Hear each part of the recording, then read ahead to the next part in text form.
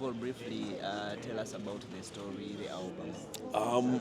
Navio X project came out of necessity. Yeah, I'm seeing more and more of us yeah, are coming into the world not knowing each other, yeah, not knowing, thinking that we're different from each other. yeah. It's all well and good when someone calls me a Muzungu, Okay. but when I also don't know what the difference are between my people, Yeah. then they have a right. Okay. So it ends up being in a situation where we can all end up as strangers. We can all end up actually not knowing anything about Ugandans. Okay. For most of us, the tribe we're born into is the only tribe that we can tell you about, and I feel like personally that is wrong. Okay. We need to have a situation where we're able to share each other's culture. It's not a far distance. Uganda's one of the smallest countries.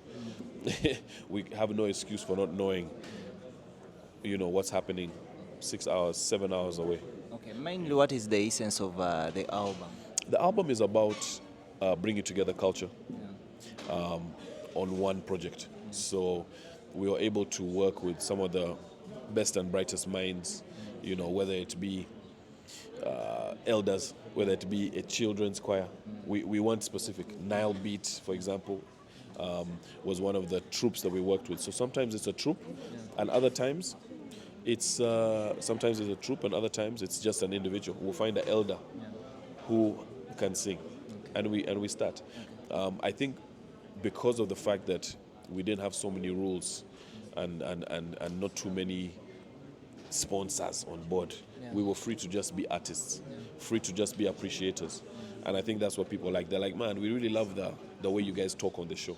I'm like, it's just natural. It's natural. That's how we talk with each other. That's how everyone talks as they move through a place. We're not trying to do 100 things in one day. We do one or two things, and we keep it light, Okay. because that is how people travel. Okay. They don't travel with the intention to do 100 things. Yeah. We always told about stories of cultures which are so hard. How easy and hard was it for you linking up with different cultures? For me, it's easy because I think for me, the number one thing has always been respect. I got a big awakening going to South Africa, for example. I was in South Africa for 6 years through my high school and university, and there you're outside. You're catching those taxis. You're going downtown to record. I used to go to Dimong's house, who was an underground producer by then. Now he's big, but we used to record in his bathroom. He used to set up the microphone. We put mattresses and we record in his bathroom because we couldn't get to proper big studios in South Africa. It's very expensive. And on those, I think there's where I learned respect. If you go into a situation and you want to walk into someone's territory and be the big boss, and people always tell me you're so humble. I'm not being humble. I'm being respectful. There's another world that people don't see. Where you can get in a serious situation, and with the crime levels there, every bit of turf that you walk on, people feel like they own it. Okay. The same way that so that is where maybe I learned to interact with people respectfully. And people are very surprised. They're like, that clan you're going to in the Karamojong, they don't like people. Yeah. They don't like people coming around, being around. But I went there, I was respectful. I'd used what I'd learned in South Africa. And now I'm one of the tribe. I have a name from there, Lodongo. Lodongo Navio. And they were like, man, you need to call this guy music man, because he's been dancing for 3 hours. They're used to someone coming, dance with them for 10 minutes. Oh, then I sit down, I have a camera in your face.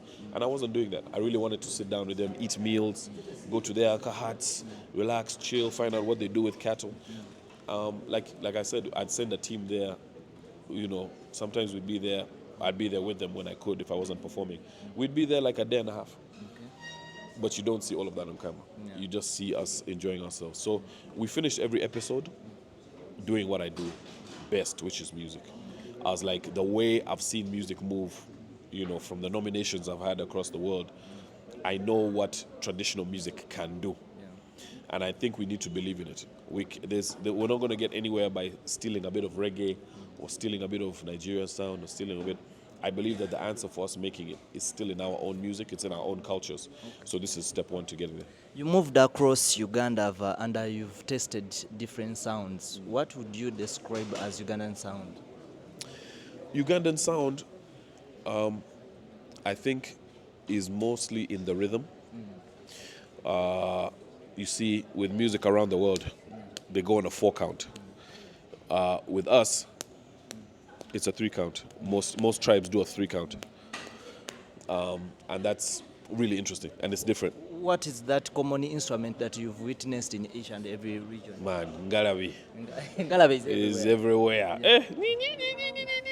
That thing it moves in a lot of tribes. Of course, you have the huge drums, and the drums differ as well. You have so many types of drums. Djembe is around, but yeah, there are a lot of commonalities. And you have to understand, when you go back and you look at the histories, you have one of our kawakas bringing people down from Echebando, that is in Basogaland, to Echebando here, and setting up musicians there so that they can play for him, fusing their music with our music. That's why some people are like, oh, Wasoga and our cultures are similar. It's not a thing where they've learned from us only. We've also learned from the guys who came from the original Chebando and were put here with the instruments to play for the Kawaka hundreds of years ago. That's information I would never know. You'd never get to. You just be like, hey, those people, someone copied someone or someone, without seeing that, hey, it was actually an exchange, a back and forth of cultures that has made what we have today. So it's that type of information that I think is crucial, and I'm dying for people to know and accept and start learning. To the people that you visited, what are they really gaining from the Navio X project, apart from just showing the world what they have as the beauty? Yeah, I think, of course, when we leave there, we're using troops. We like to also use crews on grounds. We use the guides from there. We're staying in hotels, motels. We're staying in campsites. So we're definitely helping the local economy. We're an exciting crew. When we come through town, sometimes we're doing shows. Those shows generate money for the security, for the askaris, for the people giving us equipment. We bring money, basically. To the people. We bring money to the people working directly for the show, but it's not about that. It's about empowering the guys. We let them know your culture is beautiful. Your culture should be shown on a national level. People are always like, man, Ugandans don't appreciate us. I'm like, let me give them a reason. Let me put what you think is beautiful about your culture. Let me put that on television and let Uganda decide for themselves. Okay, Navio, because of time, let's move to the album. How many songs are on the album, and how can we stream the album? Yeah, so Navio X project, the X is there because it's 10 songs. 10 songs on the album. That's for those who are not good at maths, X or Roman numerals, X is 10. So it's 10 songs on the Navio X project. Beautiful medley of songs. We have George the Poet, one of the most famous poets in the world, not just Uganda. He's Ugandan and from Fumbe clan, so that was a bonus. We have Giraffe Clan, we have Ayesiga from Toro, Giraffe Clan from Karamoja. We have a lot of the unknown artists that have either been big in their places, like we worked with the one and only Indabaho from Kabale to redo one of his songs up there, overlooking the lake. It was really a beautiful medley of songs. So the Navio X project comes out midnight. Tonight you'll be able to stream the album. Make sure you share it. And yeah, man, if you're a Musoga, if you're from Karamoja, if you have an uncle from Butaleja, if you're, wherever you're from, Kabale, make sure you tune into the album and see what's up. And know that this is volume 1 of 5. So we're definitely going to get to every single tribe. It's just a matter of time now. Okay, Navio, I did see you with some international stars abroad. I think you were at the Grammys. Should we expect something from maybe a collaboration? Yeah, one is already out. It's called Solo, featuring Delez, who is the most endearing, he's the legacy brand as far as hip hoppers are concerned. Delez, so I have a song with him, and that just came out. Solo. And that's going to be hitting your airwaves really soon. I'm excited about that one. And yeah, there's a lot more music, but mostly connections. Mostly we got connections to help the youth. We're going to be setting up an academy soon for training artists. And it's also going to be helping artists also market themselves. Yeah. I think you have some questions behind. Navio, Why the album now? Because I think we need to compete on a world level. If you walk into an office somewhere, maybe the reason we haven't been getting where we're supposed to is because we keep handing them singles. They want to know about an artist. What can you do as in more than one song? Huh? More than one single? You know, they want to know that you can consistently produce at a level. So you can get people to write for you. You can get, whatever you need to do to make those songs hot.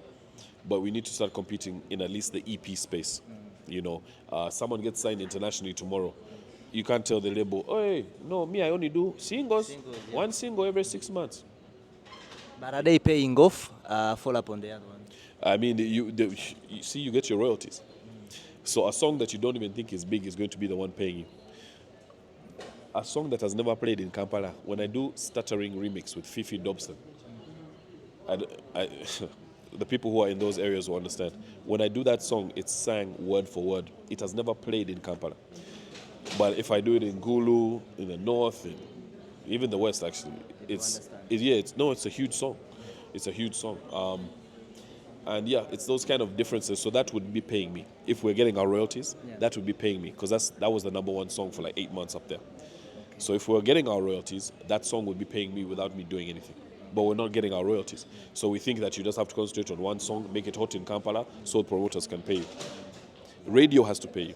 TV should be paying you. Promoters should be paying you. Endorsements should be paying you. Clubs should be paying you. Taxis should be paying you. In other parts of the world, they pay a tax. Taxis pay a tax for having radios in their car. And it's not about a radio playing Ugandan music. Any radio. Radio stations here, when they were told, hey, since you're playing Ugandan music, you have to pay. 3 or 4 stations stopped playing. If I was in charge at UCC, I'd switch off your radio. You're here not to contribute. You're here to play international music only. Does that make sense? You're telling me you're a radio station, and because and you're not doing your duty. One, you're either going to continue pay, or get switched off. Because if you're not here to support culture, that's ethically wrong. I'm going to set up a hospital and say I only treat white people. Does that make sense? Hey, sorry. Oh, Musoga? No. You know what I mean? It's crazy. Yeah, I'm saying. But I'm saying, I won't treat you. Yeah. He doesn't. Explain to him later. So no. Mr. Malevo. So imagine doing that. You set up a hospital and you only cater to white people. Yeah, and then you come here and you only play international music. It doesn't make sense. So you have been in the industry for 20 years. No. Plus. Your age. Plus. How old are you? You want to cause problems now. How old are you? Let's keep it snappy. 25, Yeah. Okay, you have been in the industry for 20 plus years. Yeah. And we haven't seen any rapper or MC under Navio. You haven't seen any? Is it? Don't MC? You see, I come from, because I don't necessarily, I've been in contracts before with big labels, Universal, Sony. I never want an artist to feel like they're under my label, one. But if you want to talk about artists that I helped break out, you can put GNL on that list. You know what I mean? I've mentored a bunch of other acts. When it comes to Keko, Flex, me and The Myth have been mentors for each other. It's very difficult to look at Uganda now in terms of rap and not see an artist that I haven't helped somehow. So Thank you so much. I said Flex. Yeah. Thank you so much, Navio. Thank you. The last one. Let's keep it Some snappy. rappers have taken a short circuit using a radio beats. What is your take about that? I think hip hop came out of blues and jazz music. That's where that hip hop sound. Of course, we know that poetry in Tontoma. We've been rapping for thousands of years here, but we can do it on anything. If I'm in Jamaica and I'm a hip hop guy, but I'm hearing those kind of beats, I might rap on them. That's what's commercially working here.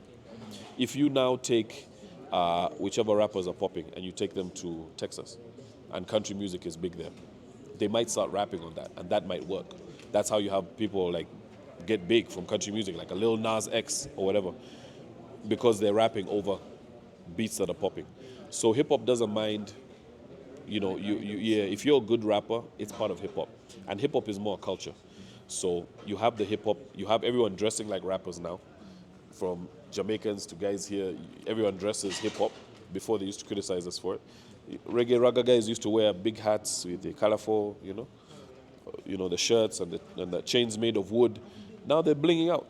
They're dressing like rappers. That's happened with Jamaican music. That's happened with pop artists, because we have hip hop culture in fashion, culture, graffiti, the way you make your posters. That's a hip hop look. So we're more of a culture than anything else, and we welcome all sounds, all beats, everything. You know what I mean? If you're dope, you're dope. Thank you so much.